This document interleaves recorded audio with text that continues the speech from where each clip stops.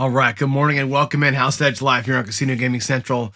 CCC, you got it right. Happy Hump Day. I can't believe, as I said this last week during the live, can't believe it's already Hump Day. It goes so fast sometimes. Like these weeks just kind of, I think I said this a long time ago, right? About like living where your feet are, and man, it's just like when you're busy, which is busy's good. Boy, time just flies. Anyway, so wow. So good morning, all. Let's get to it here. We're gonna play a little bit of craps today. Yesterday we bombed hard on blackjack, and video blackjack is not the most exciting thing to watch somebody play, but it's what I have available to me. But yeah, we'll do some craps today. And of course, our reminder. I'm on the wrong screen here, aren't I? I'm on the wrong screen as always. I should be here, and then we go here. Look at that. See, that's how the animations work. Reminder of why we do it, right? This show, I know that Ken does shows like this, where he gives you some wisdom. G and Jeff last night went live for the last time this season. This season, maybe we'll get him back, right? It's all for one reason, right? And most of us, some people are out on YouTube just to make a buck. So you got to be careful, right? Some people are on YouTube to help you get past this hurdle, which is this understanding that the casino is at war with you. They are, right? And it's not even a fair fight. We know this too, right? They have unlimited money, unlimited time, unlimited resources, and their relationship with you is one of opposition. They're just trying to take your money. They're just trying to bankrupt you, period. End of story. They don't care. Maybe the people who work there care, but the casino itself does not care about you. There's no communion there. You are going there. You might call yourself a patron or a customer. You're just fodder. That's what it comes down to, right? The tools that you've got to fight them with is what we call the bridge, right? And I've talked about the bridge every day for 6 months now. And I love the fact that David over at Casino Quest framed what I've been saying forever in this way, right? These letters make a great sentence, and it's all the things that matter to us, right? How does your bankroll work, right? We're going to talk again today, bankroll, leverage. I'm going to work on some more leverage plays today. It handles your wins and it handles your losses, right? Your bankroll says a lot about what you're going to do. Your risk says a lot about how are you going to be while you're doing it, right? Whether you can identify the opportunity to stop playing or lean in depends on your discipline. And if you go in there without a goal, like we talked about yesterday, you're just going in there blind. You're hoping for anything to happen, and that's not a good recipe. And your brain, your emotions won't let it sit. All these things stitched together, I believe, to make your experience better. It's not going to guarantee you a win. It's not going to guarantee you won't lose. You're still going to win. You're still going to lose, right? This controls the experience, and it controls the level of wins and losses. Your identity or your identify muscle determines what you're going to take, when you're going to recognize when to flex discipline. That's what this is about. It's not about guarantees or anything like that. People seem to think that I'm preaching this secret sauce, and I'm not. It's not secret sauce. It's just sauce. I'd rather go in there with something than nothing. And that's kind of what it is. The casino's got all of the sauce, and most people go in there with nothing. And that's the important part of this whole thing. So, yeah. So what's going on in the craps world or the YouTube world anyway? I've got to expand my horizons a little bit, right? Because I used to be just a craps channel. And so I would report only on craps goings on, right? So like, for example, Jeff and G last night went live with their last of the season anyway, show for You Think You Know Craps and dice throwing techniques. And that's been a great series, by the way. If you go back, now I've watched them all, obviously, and you watch them kind of as they happen. And a lot of times what happens is you watch them as they happen, and it's good and it's great and whatever. Go back and rewatch some of those things. If you go back and rewatch them, because now it's funny. It's like a rerun on TV. Like, you know what's going to happen. You know what they're going to basically talk about in these shows. But the first time you watch it, you're just kind of like, okay. And you're kind of like just catching what they're saying, but you're not really absorbing it. Go back, rewatch it with some notes and absorb what they're saying. You may or may not care about dice influence or dice throwing. You may not care about it, but as he's throwing dice, as he's explaining the whys and the wherefores and all that stuff, G is exposing wisdom and experiences and great storytelling, and you're going to catch all that the second time you watch it. So go back through and watch it again and just enjoy the show. The first time you're like this, the second time you can, oh yeah, that's great. And there's nuggets in there all the time. When I go back and rewatch these guys' shows, I take notes. I really do. They don't believe me, but I take notes. A lot of times the notes that I take become things I talk about on here, right? I may forget where I heard it from, right? So I don't always give the credit back because I forget sometimes. But all of that, there's this great wisdom in there. Sometimes there's goofy shit that, can also be something we can talk about, right? I think that's very important to do. Go back and rewatch us, and go back and re-listen to Casino Tears. Go back and re-listen to the Full of Chips podcasts. Go back and rewatch Ken's stuff. Ken, by the way, if you haven't been watching Ken from Ken Knows Gambling, he's putting a book out, not a gambling book, which is very cool. He's putting out a book. I'll let him tell the story. It's called Before I Knew He Was Called Bocephus. Great storytelling. I've heard him tell me on the phone some of the stories. I think you're going to dig it when you read that book. And it's cool to get into like people's other lives. Like Greg wrote the Book of Abraham, which I'm now on my second pass through, right? Speaking of reading things twice, right? Which is an amazing faithful tale, right? Of his faith journey. It's amazing. You don't know that about Greg. You guys don't know that side of Greg. I've known that side of Greg for a long time, right? But you don't know it. Now you do because you put a book out. We didn't know that side of Ken until he puts the book out. It's great stuff. So go show some patronage to these guys when Ken releases it. All right, let's get into it. Great Craps Leon, good morning to you. And one of my favorite people in the world who we have to play sometime, James Newberry. When I get to the East Coast and I'm actually there able to play James, we got to get together sometime. All right, here we go. Am I going to be in Vegas? No, I will not be in Vegas probably till the new year. Just, too much money being spent because it's the holidays, right? Holidays is I'd love to be down there once a month, but the holidays, you know how it is, right? We got so much to do and so little time and so little money to take care of everybody. So yeah, we'll go down in January. All right. So I want to get back into, I would rewatch. Sure. We got to get back to Craps Chat. My God, I'm so busy, Skill. I'm sorry. You should totally rewatch Craps Chats. They're so good. They're so good. And again, it's like in an hour and a half, 2 hour show. If you watch it the first time, you're cracking up and you're doing your chat thing and all that kind of stuff. The second time you watch it, just pick the nuggets out. There's always such great stuff there. Yes, dynamic. I will 100% do that. I will. So I'm going to do it two ways. One way I can prove, one way I really kind of can't, right? So what I'm going to do, I'm going to try, God help me. I'm going to try. I don't know how else to do this. On the live shows here on the channel, I'm going to build a bankroll. I'm going to go to the craps table. I'll deal Bach. I'll deal roulette, all the things. And I'll try and build a virtual bankroll here just so you can see how I do it. You can watch me play. At a real casino, I can't do that. I can't film, especially here in town, right? My little the little walk up, they call them card rooms, right? The card rooms here in Wenatchee, you can't really film in there. So all I can do is say, I went last night and I lost, or I went last night and I won. What I thought about doing was kind of bringing home the chips from the session to show you the chips that I've got in my hand and then go cash them in the next day, kind of a thing, like to prove how many chips I've got, but I don't know how else to do it. But I'm going to document what I do for sure. And it's going to be small potatoes, right? Because here in town, our tables, besides all the stupid side bets, or the carnival games, the blackjack table here is good. It's a 3-2 game. It's a four decks, 3-2, deep penetration. But it's 3 to 400 is the minimum maximum. Can't go very far with it. So I'll probably be buying in for a couple $100 and looking to win 100, something like that for the first X amount of time before I start upping bets up again. So yes, I will totally document the whole thing. So for sure. Lou's going to be in Vegas next week. Good for you, man. That's awesome. All right, here we go. Let's get into some leverage play. Now, I talked about it yesterday, and my thoughts on leverage are basically this. If you continue to same bet or let your stuff or do the same thing every time, you're limiting your ceiling. Okay.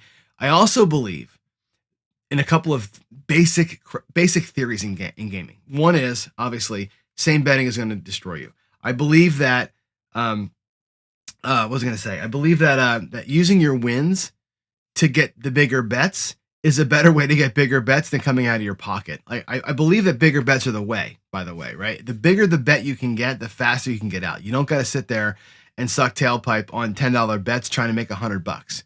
you're trying to use $10 bets to make $100, you're going to be here a while, right? And it's just the way that it is. If you can get bigger money out there, you can make that $100 or that $200 in quicker succession. I want to be out quick. So leverage is a way that we can use our bankroll to make quicker exits if we can do it. But I want to use leverage, bigger bets, without dipping into my pocket. So I gave the example yesterday of like investment banking, right? Like if you're going to be an investor and you invest 10 grand in the stock market, and every month you pull out all your earnings and all your dividends and you leave 10 grand in there, you're going to tread water, right? Jen and I were talking after that. A better example of that is a savings account, right? You put 10 grand in savings and you earn your little 1% every month, and you pull the 1% out. Great. You pull the 1% out, you go buy yourself dinner, but that's all that it ever will do. It'll never get any bigger than the 10,000 if you do that. If you leave your interest in, next month you get a little bit more interest. And in 5 years or 10 years, the interest starts to compound, right? Because your balance becomes bigger. That's the whole idea behind these bank accounts you're going to give to the kids. You're giving a kid, a newborn, $1,000 and saying it's got to stay there. By the time the kid's 18, they'll be worth $3 grand or $4 grand or $6 grand, whatever it's going to be, right? If you just said we're going to give you $1,000 and every month you're going to take out the 6 cents that you earned, that's going to be nothing. That's the idea here with the leverage stuff. So here we go. Let's go stay here. If you have comments and questions, by the way, please put them in as we go. I need to go here. There we go. Look at that. You can almost see the whole thing. By the way, I'm working on getting my my reel felt ordered. As you know, we have logos now, and so it's on the way. Here we go. I've got 4 shooters worth. We're not gonna use the come or the pass line, so I'll just put it down here. 4 shooters worth, and 130 is the bet size. Okay, we're gonna 130 across. Now again, when I talk about leverage plays, I don't really care what you do strategy-wise. There's going to be 110 in, $10 each, 4 and 10. Whatever strategy or bet principle or whatever you want to call it. Jeff did his normal I don't play strategies rant last night, which is always great. It doesn't matter what you do here, right? PSO is going to destroy you no matter what. If you're a right side player, it doesn't matter what you're doing. As long as you're getting out of your hands quickly, it doesn't matter, right? If you want to play a drawdown, like Jeff plays a drawdown, he plays from 330 to 220 to 110, and then he's kind of done, or he can play from there. Whatever your system is you want to play, I don't care what it is. What I'm looking at is trying to play this same system, and I'm going to play a little bit of what we call duck and cover today. I'm going to play that same system, but at a higher level, because right here I'm got 130 out there to win like $35, right? This is not a great ratio, but if I can make this work once or twice, and this comes into money management and discipline, we might have a shot.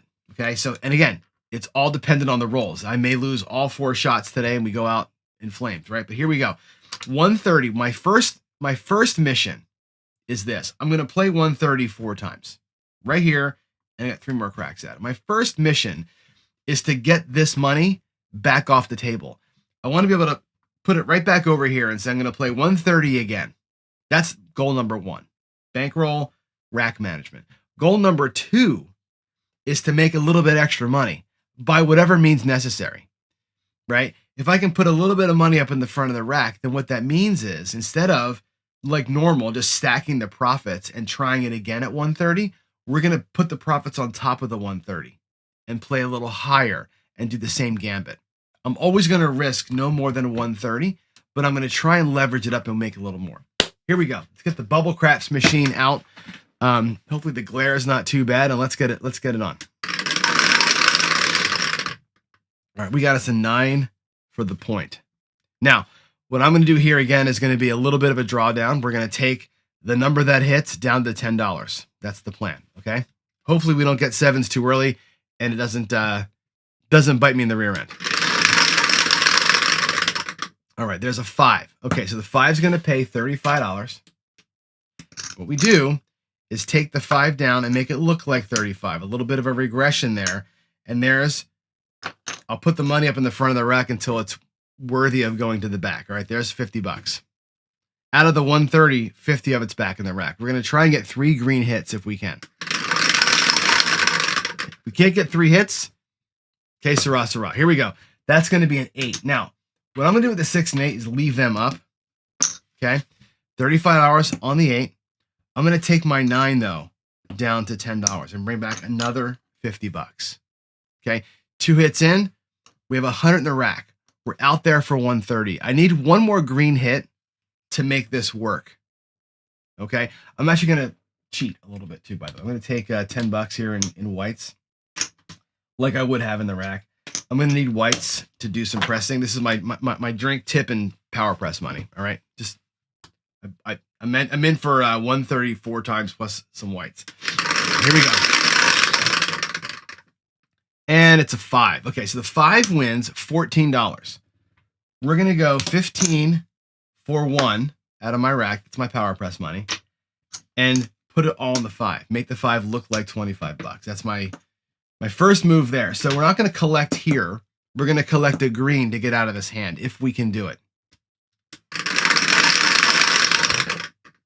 And there's the 7. So it doesn't really happen for us that time. We got close to being free, but not quite. So we didn't get our 130 back. We're going to go out here with a new 130. Now this time we have a choice to make. And this is where, again, you can make decisions on leveraging your bankroll right now. One is, I'm not going to use leverage until I'm ahead. The second choice you can make is I'm going to use leverage all the time. I'm always going to try and leverage up the bets with whatever came back. The conservative in me says never risk more than 110. Okay. The aggressive player, or the guy who really wants to try and get this done quickly, will take what he just took off the table and add it to what he has coming out. So it looks like this, right? Take your initial 110, and we're going to go out here in the middle like so. We're going to take $25 there and make these look like 60. Make those look like 30. So you could take what you took off the table. I'm going to spread these out so you can see them, and hammer the table with your next spread plus whatever you pulled off. In this case, though, we end up risking 110 twice instead of just the 110 because we didn't get it off the table. I'm going to show you both ways of doing it. Okay, here we go. Let's catch a new point. A 6. Now remember, our goal here, get a couple of bigger sized hits, but replenish this rack. We want to get the rack right. Okay, here we go. And it's a 6 heart. Okay, so we're going to catch the 6 right away. 60 pays 70. 50, 70. And now we're going to bring something down. Okay, again, that's the rule. We'll bring the let's bring the 4 and 10. We'll bring the 4 and 10 both down to $10 each. And we'll bring back $100 into the rack, which gets almost one of those cuts back. Here we go. Coming out. Here's a 10. Midnight. 3. Oh boy. 6. Again, it'll pay $70 one more time. So we'll do 50. Look, 50. Geez, 60, $70. There it is. $70 again. Now, on the second hit, we got to bring something else down. Let's bring the 9 down to, again, $10. We're going to come down to the minimum bet. There's 125. There's 130. There's that one bullet extra. Oh, I have too many greens there. Back in the rack. The next one here is most of the way home. Just survive a little longer. There's a 10. That's the point. Fantastic. That's going to pay $18. We're going to drop 2 so that it pays 20. 18. We'll do 20 for 2. If you're at Palace Station, by the way, they auto buy at the 10. That's $1 to go to there, right? We'll take this here. We'll press the 4 and 10 both up to 20. And we're out. Nope, not yet. Okay, out on the 8. Let's go. I'd love to get a 6 or 8 in the middle. We catch a 9 again. Drop $1. 10 pays 14 or 15 for 1. So now it's a quarter.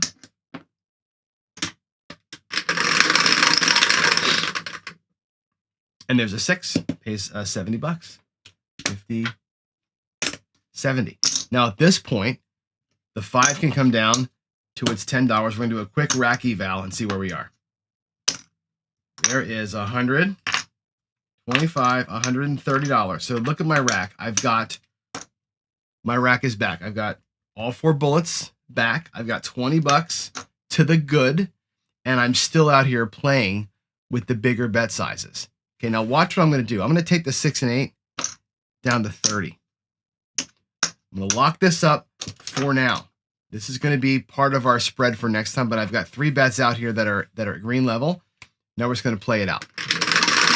Whatever happens from here, right? There's a 4. 20 pays 40.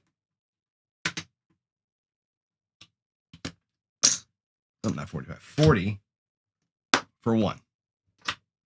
We'll same bet the first time. Then we're going to take the 4 and 10 to the house, okay? These are going to go to black chip or nothing. That's how I'm doing this. $35 on the 9. And again, we're already in profit, so we can be a little bit aggressive here and let it play itself out. There's the 7. Okay, cool. Now let's take a look at the rack. Let's take a look from a disciplined money management and everything standpoint. Okay, my goal with, again, 1, 2, 3, 4 times 130. That's 400, $520, right? That we had out here at risk. $520 I brought to the casino with some change. Okay, what I've got is my 520 back plus there's 125, 130 in profit. I've actually made a whole nother bullet. Is that interesting? I made a whole nother bullet. Now, if you look at the percentages, right? $100 versus the 520, it's about 25%, a little more than 25% that we've got. Well, actually, it's exactly 25%. We won here.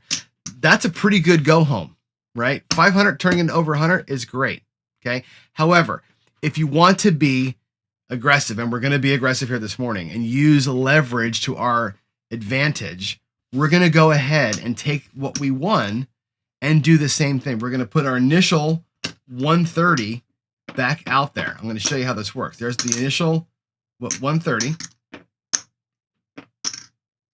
We're going to take our newfound money and we're going to leverage up. We're going to take another crack at this whole thing. And here's a quarter.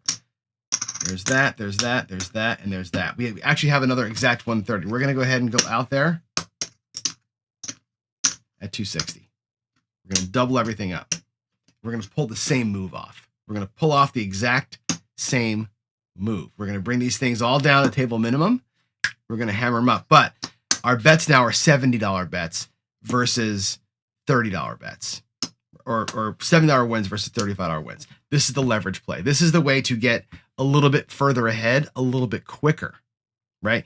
Using your winnings to make the bigger bet, not your bankroll to make the bigger bet. Now, the first shooter, I did use my bankroll to make the bigger bet to show you. I was talking to Waylon about this, the potential of laddering to get to even, and then leveraging to get out to get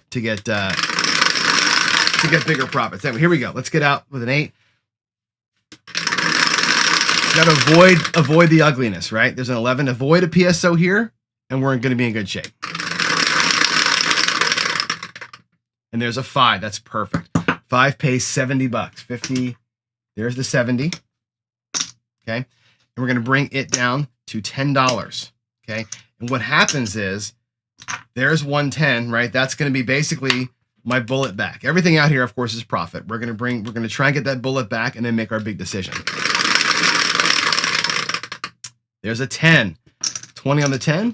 It's going to pay 40. 40 for 1. And again, the 4 and 10, we're going to split those up. We're going to get them to, I think, 25, 35 there, 25, 35 there. I'll take the $10 back. 35 is a great number, by the way. 4 and 10. You know why. We're gonna go ahead and do the we'll do the flip on those things now, on each one of them independently. If we can catch them. 3 craps 3. And there's the 7. So our gambit didn't work, right? We were trying for a miracle here. It didn't. Well, you ended up with still, we have our bullet back in profit. But what we were trying to do was get a $70 win there and a $70 win there. and be out of here with an extra 200 bucks. That would have been the goal. Let's start it again. Welcome to the wonderful world of gambling, right? Craft's a bitch, man. Avoiding that damn 7 is so hard. Such a rough game. All right, here we go. Let's try it one more time. There's the 10 for that. I actually need, you know what I'm going to do? I'm going to put this back here and take a clean 130 out. This be a little bit easier to mess with. All right, there's a clean 130. Okie doke. We have a bullet and a quarter to make up. There's a 6. It's like the human drama. Remember that old Jim McKay thing? All right, there's an 8. We got $35 on the 8. Let's do the same old thing, right? 35 bucks on 8. We'll pull the 9 down to 10. And again, I'll rebuild the rack here as quickly as I possibly can. 8 again. That was going to be a you know what, but the dice just turned over on me. There's a 5. Okay, the 5's out. There's that. Again, looking for 3 green hits if I can pull it off. Right, there's a 6. That's the point. That's 35 bucks, and we are out of the hand. Okay, I'll bring the 6 and 8 both down to $12 each. I'll drop the $4 out here, and we'll be out. Okay, now 3 green hits. We're out at 64 across. It's a beautiful thing. That's kind of the way you draw it up. There is 130. There is 125. If I break this one up into nickels. Actually, nickels. I'll do nickels and some pennies. There's 25 bucks. Right there's another 130, and we're back. Okay, we have profit in the rack. We have 64 across. We have a new point coming, and we get to play. Now, if we can make a little bit of money in here, the next one is 110 plus whatever. All right, we got a 7 on the come out. Good time. There's a 4. There's a 6.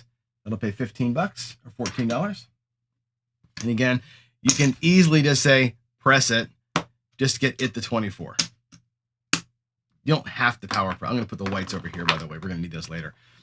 Don't need to always power press. It's nice to get it to 30, but when you're light on the power press money, it's a little tougher. All right, 9, 15 for 1. Looks like a quarter.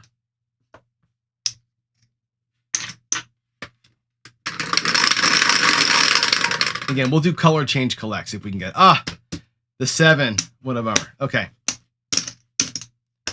There we go. Treading water. Treading water. But we did make a little bit of cash. We had $10 extra. So we'll go out there. Last shooter. Because it is almost 8 o'clock. Last shooter. Okay, there's that. There is a quarter in reds. Or greens, rather. Okay, we'll take our extra money that we've got here, and we'll go to the 5 and 9. We'll actually make the 9 look a little bit bigger.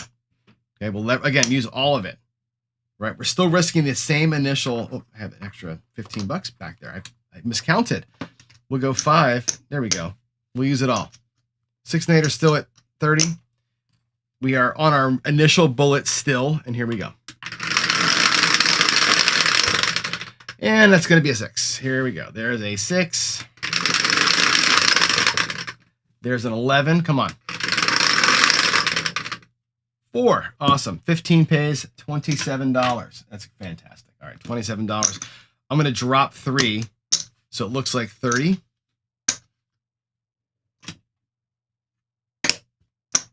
And so the 10 goes to 30, and the 4 also goes to 30.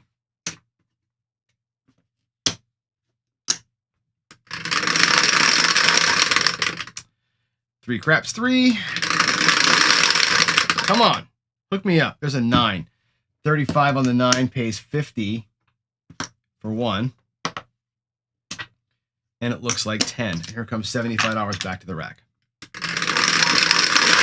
Let's get the 5. Wouldn't it be great?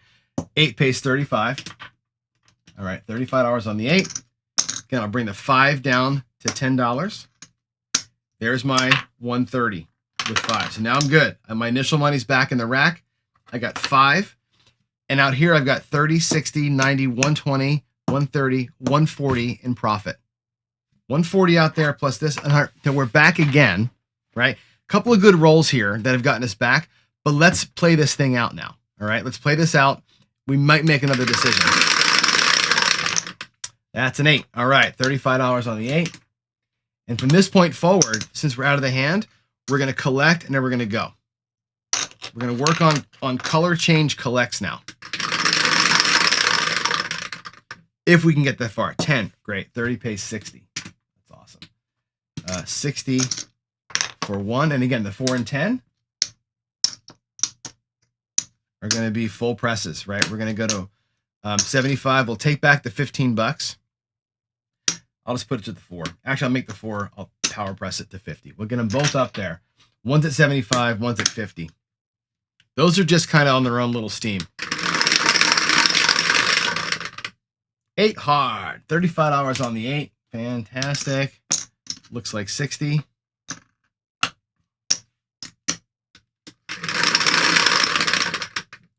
Six. That's the point. 35 on the 6. Also looks like 60. And here we go. Okay.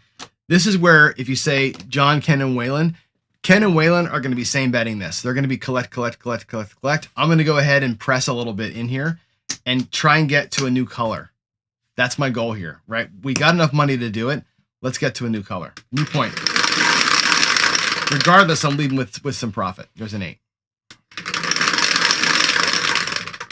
And there's the 7. So doesn't work out.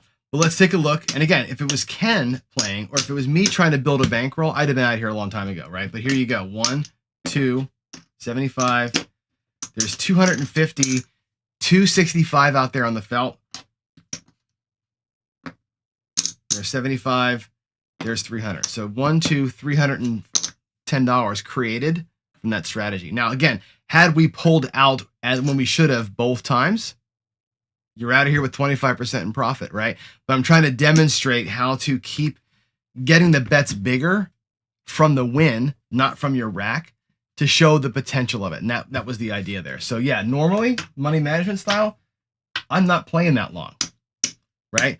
But in interest of kind of showing how the idea works of using wins to keep getting the bets a little bit bigger across and trying again, I think that's an interesting way.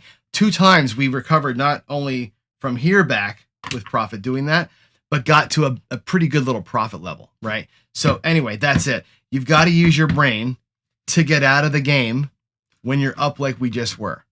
I'm trying to run a demo here to kind of show you how this thing works ongoing, but you've got to use better sense than that and get out of here when it's time. All right, there we go. Let's come on back and do a little bit of yapping over here. I do see a couple of questions out there, so let's talk about the questions. One is going to be, what would a Waylon, John, Ken collab look like? It would be interesting because here's the thing with Waylon and Ken. They demonstrate a lot with bigger bankrolls, right? Ken just did 28 episodes, I think, on the Baccarat thing. And again, he's buying in for $5,000, right? With the $100 bets and the laddering, right? You need $5,000 to do that. I don't play that way. I don't got $5,000 to light on fire. So I can't play the negative progressions. Although what you would see from a collab with us, assuming unlimited money, would be some kind of a negative progression, some kind of a ladder when you're down. When you lose money, you ladder up, right? When you get to the even or above, specifically above, you'll see my influence come in on this kind of stuff, where we'll go ahead and level the bets up on the next round using profit. So we'll ladder negatively and we'll progress positively. The Ken influence on that is going to be stopping early. So Waylon's going to get you to even or above with a ladder. I'm going to get you here with profit play. Ken's going to be like, you guys have got to just get the hell out of here. That's going to be if we did a collab, that's what it would be. Something like the Horseman, an aggressive horseman, but Ken always having the reins on and pulling the bit and saying, guys got to get out. That's how it would look, because Ken has got more discipline than I do with regards to that. Me, when I'm up a little bit or I'm at my goal, At that point, I use my excess money, my fun money, as Ken would call it, right there in the moment. Ken puts it in an envelope. I play with fun money as I earn it on the table. That's the difference between me and him. He lets that thing stack up in that bank, which is great, but doesn't play it that much. Me, I get my goal. I lock up my original. I lock up my profit. I lock up a little bit extra, and I play hard with the excess right there in the moment, like you saw today. Sometimes it works. If I catch 2 more rolls there, we're up $500, right? Sometimes it doesn't, and our profit is 45. Okay, Sarah. That's what it is, right? Yes, and my principal core stays, right? I rebuild the rack, I do my thing, but I will lean in a little bit harder when I'm up than Ken will, which is good. That's why you have opposing forces make something really good usually. So, all right, guys, let's boogie. Let's get out of here. I'll give you your reminder of your inspirational quote of the week here, and then I'll go to work. So you have to feel pain, because eventually the distractions stop working. Either they wear out or you do. I love this quote. I saw this on a sitcom or something the other night, and it just hit me. I'm like, oh my God, I wrote that down. This is important. You know what I mean? People go through life with these kind of shields up all the time, right? And you know, there's a commercial. I don't like the commercial that much, but where the people have like the little sticks with the happy face on, like they're hiding behind a facade all the time. That's what this quote to me is talking to, right? Everybody here, we're behind a facade, right? How much you're winning, how much you're losing, whatever, right? Because you're trying not to feel the pain or experience it or God forbid, show it to anybody, right? You got to, because eventually that'll wear you down. And again, it'll wear you down at the casino, at your house, and with your fam. So, all right, out of here. Have a great hump day. Hope you all have a good one. I will see you tomorrow morning. We'll do some more play like this. I'll do a different style of play up top.